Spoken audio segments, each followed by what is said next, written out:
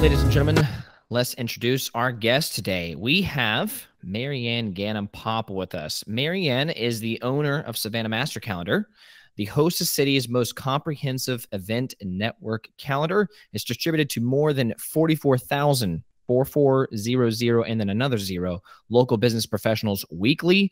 She got her bachelor's in business administration from Valdosta State. Hey, go Valdosta State, although I'm repping Georgia Southern today.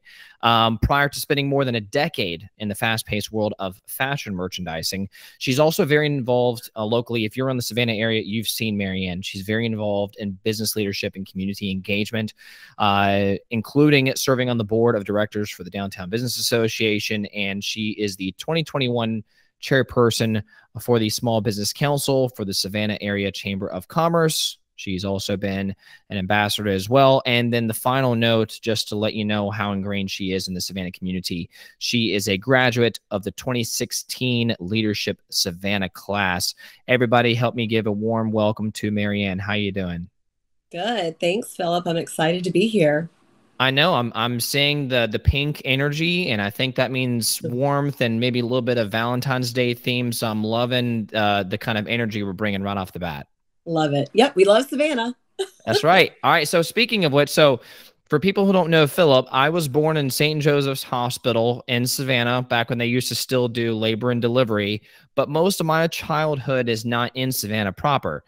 On the other hand, my guest with me today is a third generation Savannah local, which is, it would seem increasingly rare these days. So my first question for you to help me understand Savannah better, us people who don't live in Savannah proper or have recently moved to Savannah, or we always visit, but we have not been here for decades and decades. What's a little wrinkle about Savannah that most of us would not know? Savannah is a pretty tight-knit city, and people that are from here are loyal to a fault. So I think that's the biggest thing about Savannahans when I hear all the time people say, oh, it's so cliquey, or, it's hard to get in. And for the longest time, I could not understand that. I was like, no, everybody's so nice. But honestly, if you get in with the right people, you can work your way in there. But if you ever do an actual Savannah wrong, all Savannah will pull together and push you out of town. So, all right. So it is a fact that it's a big, small town, or a small, big town, whichever way you want to look at it. That is very true. Okay. All right. So fair enough. Okay. So, I mean, there really is that kind of, these people know these people, know these people, know these people, and it's kind of this big, uber collegial, well-connected network. Is that the way to think of Savannah in terms of the business community? Yeah. And a really loyal part, I grew up my whole life. My grandmother was very instrumental in my upbringing, and it was always like, you study. She made me fish the night before every test because that was brain food. But it was always, it's not what you know, it's who you know. And if I came home from an event and I couldn't repeat first names and last names of people that I had spoke to, and couldn't follow up with them, she would get upset with me. And I used to roll my eyes and think that was the craziest thing. Like, it does not matter who I know. And I really resented it growing up. Now, as an adult, I respect it and understand it, and I really value the importance of relationships. Yeah. And so I guess it would be almost poetic, or almost the way the story should go, that you would end up helping this big community connect with each other through events, which is a lot of what you do at Savannah Master Calendar. In fact, in my prep, I was looking at Savannah Master Calendar. I've put up events on y'all's website before. So you mentioned three different things that Savannah Master Calendar helps do, and I wanted you to kind of help us envision or get an example of that really coming together, which is, you say that you help connect areas or businesses with nonprofits, which, for people who don't know the Savannah area, this market in particular, there's a high percentage of nonprofits and charitable organizations. So that was one. You help promote events, of course, and then you facilitate networking, which everybody, most businesses understand that networking needs to be some kind of piece of their business development. What's an example in your time as the president owner of Savannah Master Calendar where you saw that really come together, those different elements? So from the beginning of Savannah Master Calendar, it was really founded to bring the business community and the nonprofit community together. I think naturally, like you said, Savannah, that happens organically, but there was no rhyme or reason. There was no coordination of it. There was not one place to find where these big events were happening. Right. Savannah is a very event-centric city, and most events benefit some nonprofit. Yeah. And there, we're a small town essentially, and there's only so many people and only so much money to go around. Yeah. So if the larger nonprofits were all doing their same event on one night and people were forced to choose, people were losing out. So, really the idea was to have, first place was the events. So, and it's free for anyone to go on to Savannah Master Calendar and list their events. So every single event is listed. And so that we host them up to a year in advance, and then we keep up to, I think, 4 years back. So you can research yourself on there and look at those dates. Yeah. I also have the spreadsheet of the top 200 reoccurring events in Savannah. So that's everything. I don't publish that, but I have it. So if people call like, hey, I'd really avoid that Thursday or that Saturday because this happens come, rain or high water. Yeah. Now that is changing obviously because of COVID. So, every time I think like we're over the hump and I'm going to get back in there and get that spreadsheet cleaned up, something else happens. So, I'll be excited to get that organized again. But it's so important, I think, for the businesses in the community, number one, to show their employees and their clients, supporters, customers, whomever it is, that they put their money where their mouth is. I'm a firm believer, as cliche or cheesy as it sounds, that we're better together. Yes, there's always going to be competition, and obviously I think we have over 400 nonprofits in Savannah. They all need money to survive. They all need volunteers to survive. So it was finding a good way that we fit in at Savannah Master Calendar, that everyone benefited, and that we helped everybody. So from a planning perspective, it's there to help so people can see it. There to see maybe events, businesses, nonprofits that you've never heard of. Right. And when you go on the website, it's very overwhelming. I would say pre-COVID, there could be 80 events listed in one day, and it's how do you choose? And we do send out a Monday morning newsletter with our top pick of events. And those, we try to range, and really reach everyone. And they're mainly going to be your business networking events. We've started putting some concerts and for-profit in there, but we really strive to promote the nonprofits, the small businesses that are out there constantly giving back to the community. So one thing that stuck out to me about that statement, and I think that's really awesome, is how can you facilitate these events? How can you facilitate getting involved? How can you facilitate organizations, nonprofits, but also, like you said, for-profits, be able to have a great event? And I think that one of the things that was cool that the value add that y'all provide is because you're centralizing this all in one place, you can then look at trends and look back at the history and the reporting, and then you can help these places find their night to shine. Because I for somehow ended up getting Jamie rigged into helping plan and coordinate an annual fundraiser for a nonprofit that I support. I don't know how I got myself into it, but I did. But one of the main things that I learned with my, jumping into the deep end is choosing the date, choosing the time, choosing the place. People will just, that's such a painstaking thing and can cause anxiety. But that's where, if you have someone who does this for a living and event planning is what they do every day of the week, that could be something to where you can kind of help make that path a little easier, because you see how it fits in with the rest of the community calendar. Yeah, and I've in the past, I've heard people say like, oh, it's no big deal what you do. Like, you just plan parties, or, I've heard so many different statements, and I think, and once somebody's done it, they appreciate it and respect it. But until you've done it, and I think also with any industry, when you're good at what you do, you make it look easy. Yes. And when people see that, they're like, oh, I could do that. If she can do that, I can do that. Okay, good. You do it. No problem. But there's so much, there's actually, and I call it science that goes into it, but there's science behind picking a date and picking a time, because if you pick the wrong time, say if you do it during the week and you do it later, and you've given people time to go home after work because they're going to feed their dogs or get dinner ready for their kids or whatever, they're going to sit on their couch and they're never going to come back out. There's a science to getting them to your event when they're dressed, when their shoes are on, before they go home.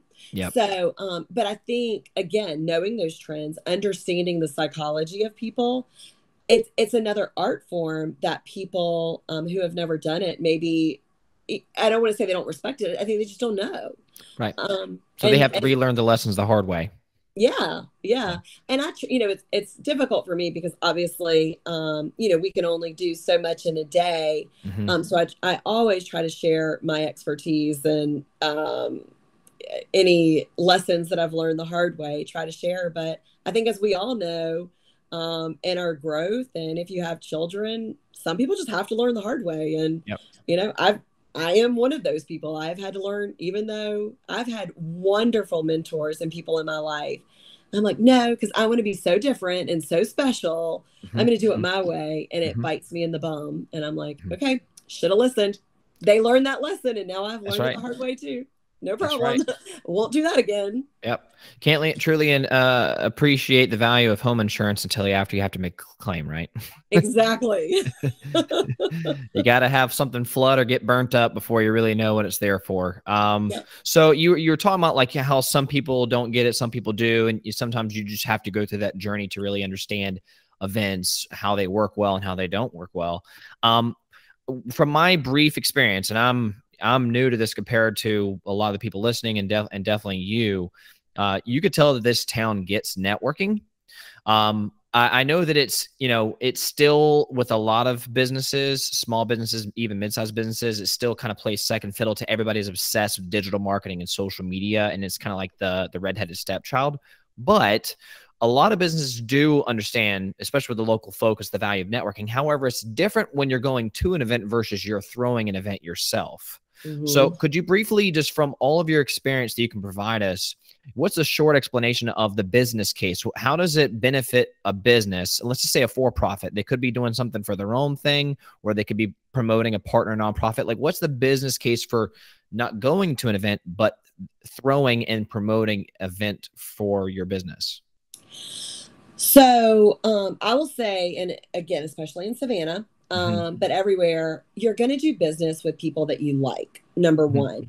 And it's knowing them, it's seeing their face. So there, again, there's an art form to event marketing.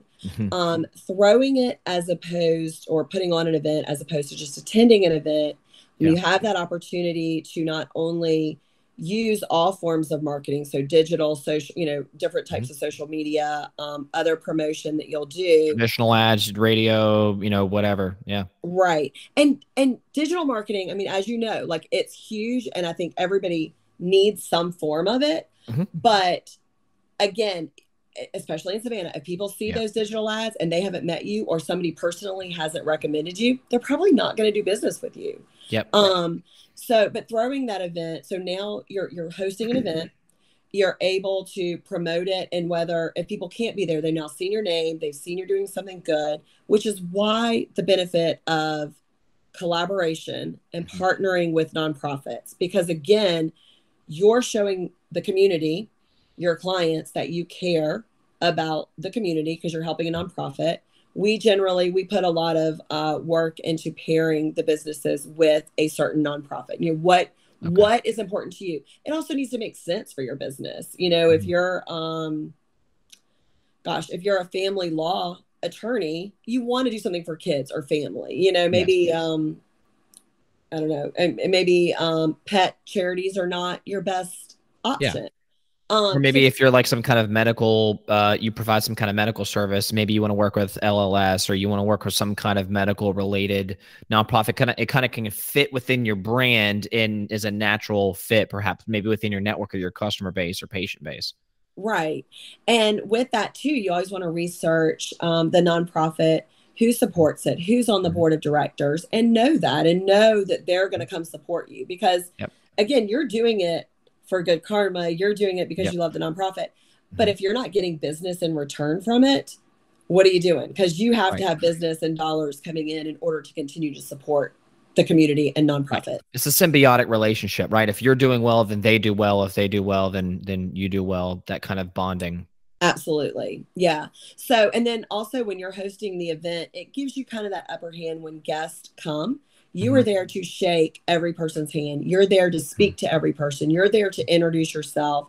And the benefits of hiring someone to do it is you have that third party that is there introducing you, that has the connections, that is, there as if something is messed up, they take the fault so that you always look tidy, perfect, great. Right. So you're bringing them there, and then set realistic expectations for what you want on that event. And that's a big thing. And I am queen of that because I love to think outside of the box and I love to shoot for the stars, but it's not always realistic. So, if you're a smaller business, do a smaller like wine and cheese, don't go, it doesn't have to be all out. If you get 10 people there and you make a great impression and you capture 5 to 6 of those people as new clients, you are winning. Yes. So you don't always have to think huge.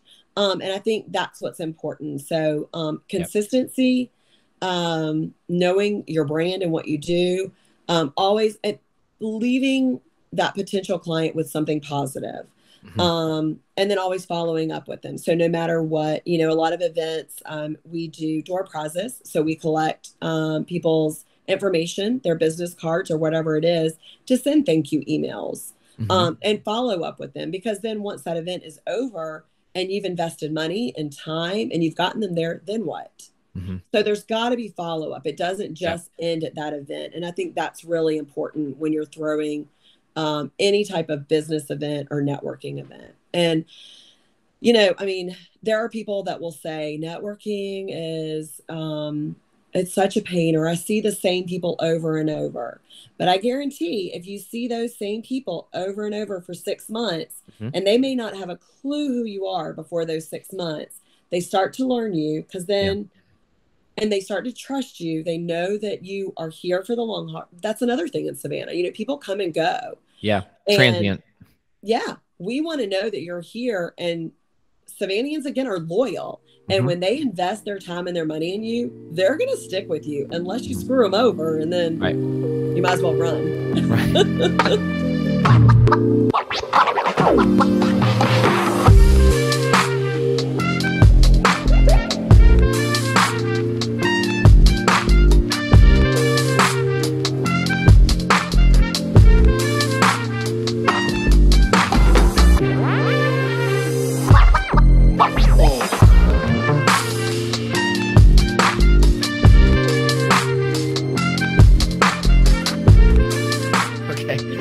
So let me ask you about those events, because you said you talk about these details that really can make the difference, and setting good expectations and working with someone who's been there, done that, so you can have it. It not only saves you time, obviously, because you want to throw an event right. That could be a huge time sink, but also you want to be effective and efficient. Just go into some foundational, like basic do's and don'ts. Like someone who's listening is got an event they want to plan, or they are in the process of planning. It's coming up sometime within the next 3 to 4 months. What are some of the basic do's and don'ts to make sure that that's the difference between a waste of time and money and a successful event? So again, number one, I would make realistic expectations and a realistic budget. Don't go outside of either one of those. That is going to stress you out to no end and put you in a position that you can't get out of. You're just in this negative hole. Those would be really important. Picking your date is really important, and who you want to be there is really important. So I would make that list And a lot of people just love to throw that net and see who comes. But I think there needs to be a core list of who is your ideal client, who do you really want to see. Make that list, and then you follow up with them. A lot of people will just put their events on social media, and everyone thinks that when they put something on social media, they just assume that everybody sees it. And I've had these conversations with people. Oh, well, you didn't like this or see this. I never saw that. Yeah. You know, I mean, you have all, and with algorithms changing, you don't know who sees what. And, you know, they might like one post, and I'll do it if I'm on at, 2:00 in the morning and I see somebody that I've never seen. And I'm like, oh, wow.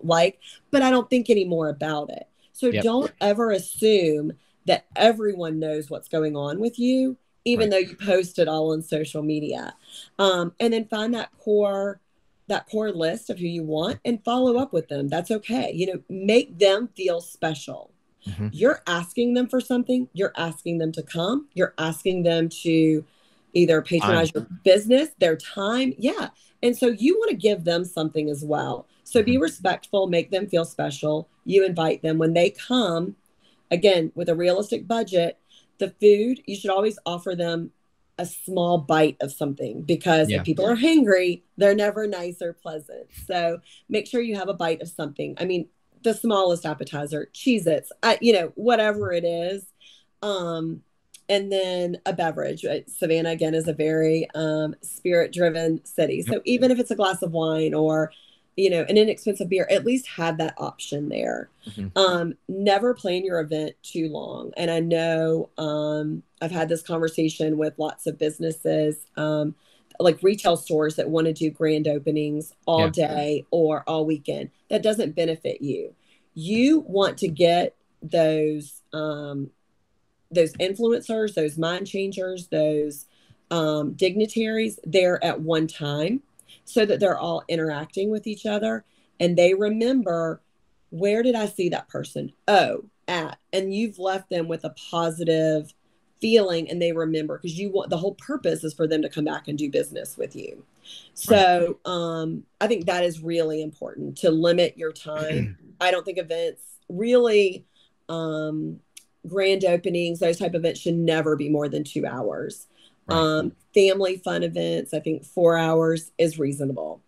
So I think putting that time on it, always welcoming everybody, doing one call to action, but having that agenda there, and making sure that you're on the microphone and thanking everyone, or in front of the crowd, and you're speaking to everybody at once, on the off chance, if it's a little bit larger, that you didn't hit every person in that room.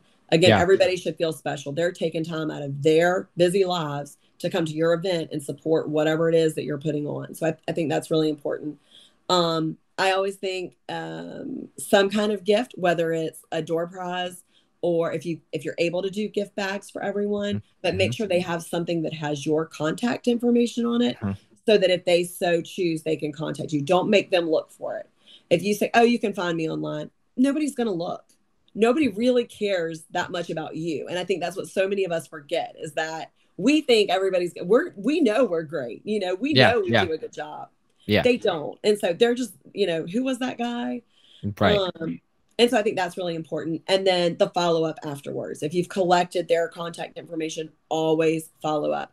And that is like my biggest thing. And also I am the worst at it. Like, it's my biggest pet peeve. I'm like, you have to do it. But then I always say my road to hell is paved with the best of intentions. Yeah. I have in my head, I'm going to do it all, but it is so important, I think, in business, and making sure that you're covering those tracks, and making sure that you're following up with everybody, and getting them to come back, either to use you, or if you're working for somebody, them, and the collaborators, thanking them. If you worked with a nonprofit and a restaurant, either hosted the space or the food or the beverage, thank them and acknowledge them on social media, acknowledge them in a newsletter or whatever. It's a little bit of time and some typing, but you can't thank someone enough when they donate their time and product to you.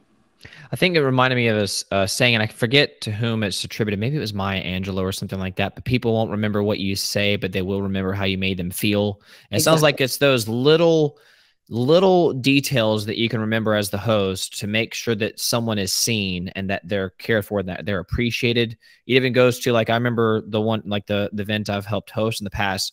is we actually came to the realization that, you know, the main guy for the nonprofit, he can't be helping. We didn't want him to be running the operations of the event. We wanted him to be shaking hands and kissing babies, as they say, because he needed to be the host and to let the guests know who came out to their event that they're appreciated. We needed to have other people who could be in the background making sure everything was flowing properly. It'd be like having the, you know, the bride, you know, be her own wedding planner. You know, she needs to be the bride, or the same thing with the father or the bride or the groom or anything like that.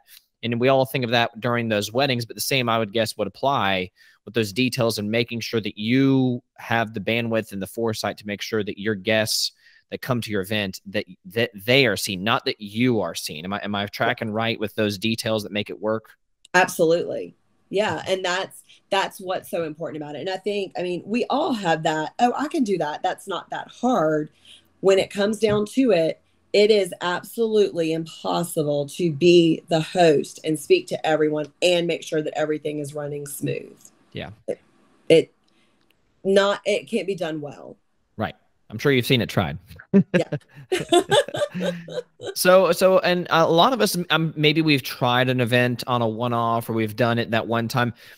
Now, this is all within the context on this marathon series about a marketing program. So for some businesses, they might throw an event or go to an event, or they've decided, like, you know what, maybe an event or event marketing needs to be a part of my ongoing business model. Maybe it makes sense from my business to think about something monthly or something quarterly or something semi-annually, or could be weekly. I don't know. I mean, what are some of the types of businesses? It doesn't have to be industry, but some of the types of businesses that you've seen use events on a recurring basis as part of their business model, and they're successful with it. What's something that we can think of? So bigger businesses have the opportunity and budget, I think, to do larger community events, which is always great, because you can get the PR out there. You can partner with a nonprofit and really promote it well. I think an example, you know, I would say like insurance companies, because that's a pretty competitive industry, doing smaller monthly cocktail networking. So whether it's at the owner agent's home or office, and they just, you know, each month they invite, say, 10 to 12 different people. And that's very personal. When we first started at Savannah Master Calendar, it was actually like in 2008, after kind of when that depression, you know, there were so many things going on. People were looking for jobs. And so it was honestly a way for us to just once a month, we did it the third Tuesday of every month, 5:30 to 7. We did different locations. We picked different businesses around Savannah. Actually, then I think we did 5:30 to 7:30. We had different restaurants donate food. We had beverages, but we were able to promote them constantly. And then we just kind of let anyone come up to the microphone, and if they wanted to promote what was going on with their business, if somebody was looking for a job. And it was really great, but people really got to know each other. And I will say that group of people, we are all still very close. Like, we built that, and it was done well. It was consistent. You know, these weren't the elaborate events. Like you think about Telfair. The Telfair Ball happens every year in February, no matter what. Same day, you know, for 100 years. And that's great, you know, and they've got great supporters, and they're able to do that. Not everyone can do that. I think you have to change with the times. You know, there's times in life where people just don't feel like getting dressed up, you know? But I think for networking and business purposes, the more consistent, the better. And then, you know, to contradict myself a little bit, I love to contradict myself. That, you know, again, so many events, so many networking events. Find somebody you can partner with. You don't have to recreate the wheel. Get together with people. The Chamber of Commerce does great events, and they do the Business on the Move now. So they're, you know, it's different businesses. That's kind of that concept we had started with Savannah Master Calendar. And that's great. And go support those other businesses, and then ask when the next one is that your business can support. But partner with people, and don't recreate constantly where, people just feel overwhelmed, and then they feel guilty because they can't support. Find a way to work with other people, and you'll end up, I think, benefiting more in the long run. Okay. No, I'm liking that. So what my takeaway as the layman would be that the main thing, if you're thinking about doing events on a set recurring basis, is number one, to be consistent, but the consistency pays off because you build kind of that long-term traction. And it could be really helpful for those businesses that have those local roots, but also businesses where it's a competitive industry like insurance. So if you have like a recurring like nonprofit gala or fundraiser, and you do it every year, and you build coalitions, you don't try to reinvent the wheel, and that's your annual or quarterly or whatever it is thing, that can help build that long-term traction to help you stick out of the crowd. Is that one way that you could use events? Yeah, absolutely. Okay, cool. I just want to make sure I was tracking with you, Marianne. Yeah. You make it sound, once again, you're the pro, so you're making it sound easy, but this is all new information for 95% of us, you know? I know, I have to remember that. Like, none of this is intuitive or just like, of course, I'm not having a lot of duh moments here. A lot of it's like, really? Think of that. So in one moment, I'm going to ask Marianne a final question about the secret sauce. Okay, maybe we tried events and some of them have not had as good attendance as we had hoped. I'm going to ask Marianne about the secret sauce of having your business event stand out when you're promoting it. And if you want to get that answer to it, you can for free. There's no catch. You just need to subscribe to the Good Morning Market newsletter. So on soulinsights.com, I'll even put the link in the show notes and on social media, but go sign up for that. It comes out every Friday and has great insights for y'all to know what's going on in the Savannah community, but also the national economy, strategy, cool stuff.